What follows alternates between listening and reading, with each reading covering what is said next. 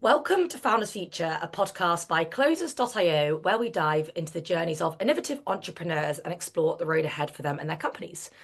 I'm your host, Laura Skinner, and in each episode, we'll uncover the stories behind successful startups, the challenges faced along the way, and the strategies driving their future expansion. Today, we're excited to have Nader, the founder of Engineer Your Mission.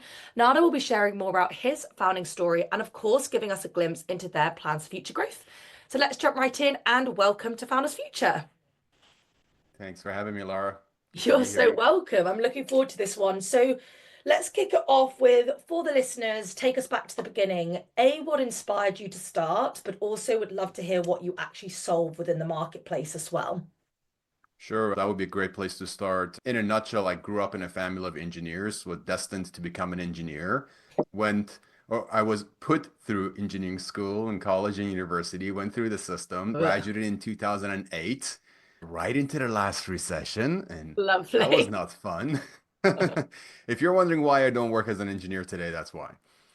But so I struggled. That's what led me to find out what it's like to actually want to build a career that truly resonates with you and that you grew up wanting to do.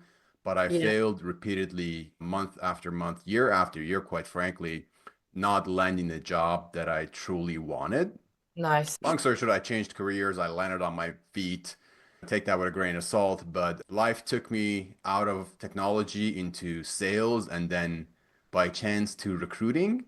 And I found home. I found success in recruiting, and the rest is history. I took that experience, built a couple of businesses in Canada, in the US, and when the pandemic happened, I took all the experiences I had in engineering and technology and in recruiting and started teaching others how to quickly and efficiently go from where they are in their career to where they want to be without struggling to get attention from recruiters, without getting ghosted, without fearing interviews, Mm. and getting really what they're worth. So getting the right job, the right pay, and everything that goes along with that. Wow. Okay, cool. So that's where you started. And then what is the typical customer journey then? So if someone was like, because the outcomes are great, but what does that actually look like in terms of when you're speaking to these clients? The average person struggles with three main areas. Primarily, they don't know how to brand themselves. They don't know how to market themselves. They don't know how to gain attention. So Yeah. they could have a good CV. They could have fantastic background or experience, but no one knows them. No one hears about them. So helping them communicate more effectively and market themselves effectively are the first two challenges. Next is actually selling their skills and closing the deal, getting the Yeah. job offer. So I help them throughout their entire process. So they often meet me somewhere along that path. Either they're struggling to secure interviews or they are getting interviews and they're struggling to get job offers. So that's where I come on board, make sure I can help them overcome the challenge that they're facing depending on where they are in that process. And then is it like, do you have a typical lifetime value of a customer, or is it just once they've secured the job, your basically your skills have been exercised, or do they like to stay on with you for like when they're in the job to get help through that area? I do offer I do offer a premium all-inclusive career coaching program. Yeah, I have clients from many years ago that still work with me. Wow. I separate myself from my competitors through the additional and the all-inclusive approach of what I do. It is a big investment to come on board with me, but that also gives you that continuous support and the long-term coaching, if you will, rather than Yeah. having to pay per project or per CV, per hour. I came up with a different model a few years ago, jacked up the prices, but made sure it's a deal. It's an offer they can't refuse. 100%. And then in terms of your acquisition method, so you say it's a big investment, which is fine. That's great. And I think so it needs to be right because you need to invest in yourself and also you can devalue your services quite easily with underpricing. But how do you actually get in front of people to offer them your services? Like, where are your lead generation tactics? Are these all coming from like word of mouth referrals, or do you have some sort of predictable lead flow system that enables you to get in front of the amount of customers that you need to have to then live the life that you want to live?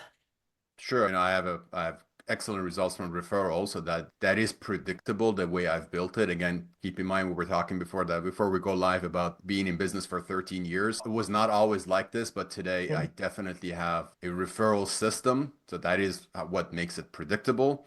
But aside from that, incoming and outgoing funnels. So incoming funnels are primarily number one is through LinkedIn. Number Nice. two would be some sort of a paid ad. So I've tried YouTube and Instagram, Facebook ads. Not a big fan of Facebook or Instagram ads anymore, but love YouTube with the intent marketing that we can take advantage of and leverage. And anything on LinkedIn works tremendously well. If you have used LinkedIn for 16 years, used it Yeah, for work, same. have a massive network on there. In terms of outgoing, it is purely linked. It's mostly LinkedIn, but also email marketing as well, of course, the email funnels. And then if you look at like the sales and marketing, so the go-to-market structure right now, I know we spoke offline saying that you work 20 hours a week, which is just phenomenal. And it sounds like you've got quite a lot of predictability at the top of the funnel. Would you say that you do have any go-to-market gaps right now that you're trying to double down on or in the next couple of months that you're focusing on? And if so, where's your kind of priorities lie over the next coming months when you look at the business? So the main challenge, it's an impossible challenge to solve, where I feed friction, where I meet friction is really it's me. Again, I'm an engineer. I only work with engineers and technologists. Of course. So I've found that if I could clone myself, which I am in the process of doing Wow. through AI agentic systems, but that's always been the bottleneck. I've tried. I couldn't just replace myself with another coach because they wouldn't have that technology background. They wouldn't have the education. They wouldn't have the 10 years of experience recruiting engineers for companies around the world. That's really the challenge from lead gen to onboarding and all that stuff is pretty Being yourself. automated or but having someone that can actually do the coaching at the level that I am, senior engineers, managers, directors, VPs of engineering, some of the top companies in the Valley, in the Bay Area, in the San Francisco Bay Area, that's an almost impossible task. For sure. So basically, you're saying that your biggest bottleneck, so you say, is essentially the inability to scale yourself. And if you had an ability to scale yourself, so you're leveraging things like AI to try and achieve that. So when you look at scaling yourself, have you tried, obviously additional coaches you just said that haven't worked, but have you tried potentially like restructuring your offer so that you're set up for scale? Things like group coaching, just basically enabling you to position yourself to hit more people, but that you can scale yourself as well? Or is that something that you haven't explored? Or yeah, I would love just to hear a bit more about that because it does sound like the bottleneck is scaling you. Yeah, it's like I've transitioned back. I've like that's what I did a lot. So during COVID, being at home and working 12 to 15-hour days, which were like normal days, I don't do that no more. So over the last 2.5 years, we moved to New Zealand. So that's a big part of it. So I no longer live in the US. I still serve the US market, primarily the Bay Area, but I don't work the crazy hours, which was fantastic. It was great. Bought a house with it. With the new, maybe it's a New Zealand culture that's got to me. Do you want to work 5 hours a day, 4 days a week, bring in a couple of customers a week, and that would, I'm a happy horse. So that's So, another thing with me in particular, with the hours I want to put in and the results I want to get. One of the things, one of my bragging rights is my success rate, is my case studies. of Is a 200 plus case studies, like things like that does the selling for me. It course. makes the lead gen easy, quite frankly, makes the referral system extremely effective. And Yes, that's I've tried natural. it. Sometimes I feel like I don't want to go back to that system because that just makes me busier than I want to be, if that makes sense. Yeah, 100%. And in all honesty, like that, the scaling yourself is like a challenge in itself, right? Because then it's like with what you're doing, it's quite hyper personal as well in terms of people's career and things. And the group coaching it can work, but it can also just cannibalize your time and just like the ability to execute well enough with one-to-one. And then on top of what you just said, on top of getting the referrals, I mean, it's crazy. Like we have over something like for every customer for every four customers, we have three either video testimonials or written. And that ability to just have your customers sell your solution just makes everything so much easier, right? Because no one tells your story better than a customer. It's just so much more validating, so much more thought-provoking. So I love the switch up in lifestyle. I think it's great. I think pivoting from somewhere like the US into somewhere like New Zealand is just, I can't even imagine that transformation. So when you look to the future and you look to like goals and scaling, etc., are you pretty much just scaling back? You're just being more effective and efficient with your time? Like, where do you want to, I guess my question is, where do you want to take this and where do you foresee this business really going? And what's the kind of fuel behind that? Yeah, so I'm training my AI right now. I'm using a platform called JotForm that primarily focus that their AI agents are primarily focused on customer service and Okay. providing that very personable, very customizable approach. So as I'm going through cloning my voice and my video and training this AI, and the hope is that I can train this system, put enough boundaries around it, enough knowledge base that it can do a lot of my job for me, Wow. hopefully better than I. But that's yet to be tested. The challenge primarily with career coaching is that the conversations are very personal and private. It's not life coaching. So like I did a lot of life coaching. I have lots of success stories there, helping individuals overcome alcoholism, drug addiction, improve Wow, that's relationships. But amazing. that is something you can do in a group. I actually only did life coaching in a group setting. But when it comes to career coaching, it's hyper personalized and private that the average person, the reason why I went back to my one-on-one approach, and again, obviously online course, one-on-one and and then you graduate into the group setting now, is that it allows me to get to know you deeply. It allows you to create that deep relationship with me, develop that trust so you can open up. I can build the foundation for you in the first 21 days boot camp that we go Yeah. through that accelerated phase. You get to a point that you graduate into the group setting. So later, when I'm going to that group setting and I'm speaking with you, we have a deep relationship together, and I have a deep knowledge of you, and you've already emptied your heart to me. So I already know all your dark secrets. But those are some of the things you wouldn't open up in a group setting. And one of the main challenges with my groups was that I ended up taking calls on one-on-one after the group. So I was like, why wouldn't you just tell me in the group? And then I realized that, yeah, it's uncomfortable to share certain things because these are insecurities. These are goals that you haven't met that's taking your confidence away.